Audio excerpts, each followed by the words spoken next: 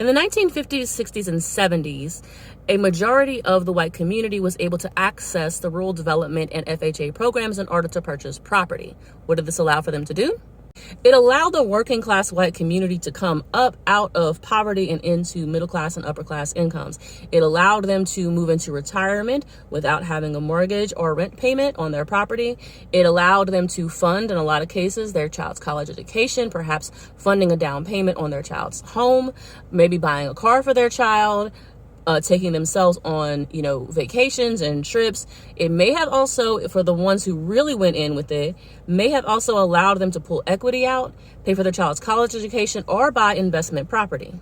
What this created by the 90s and the early 2000s was a larger middle class within the white community. Now, notice I keep saying the white community. Some black and brown people did also access this opportunity, but there were literal legislations that actually blocked people of color from participating in this opportunity of home ownership, which meant it also blocked all of these other things that I just mentioned from being widely available to the melanated communities.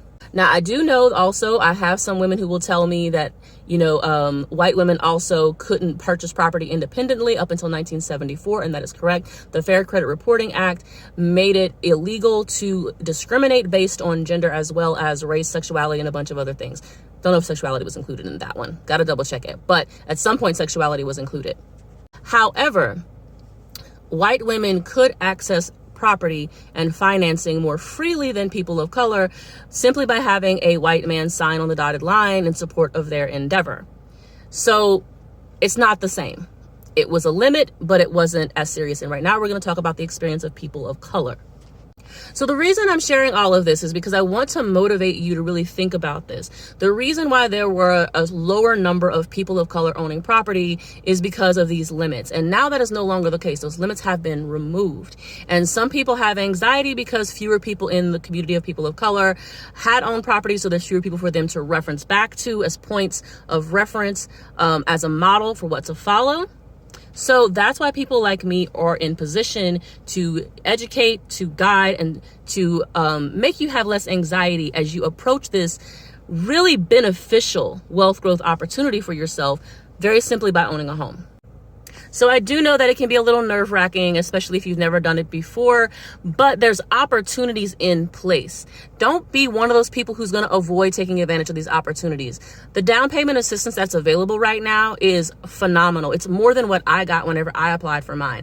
I didn't get that kind of help that is available right now. I got down payment assistance, but I didn't get enough to also help with my closing costs. So think about that. So you're hearing a lot of things in the news about interest rates and prices and whatnot. Prices are actually dropping, number one. Interest rates have gone back to normal.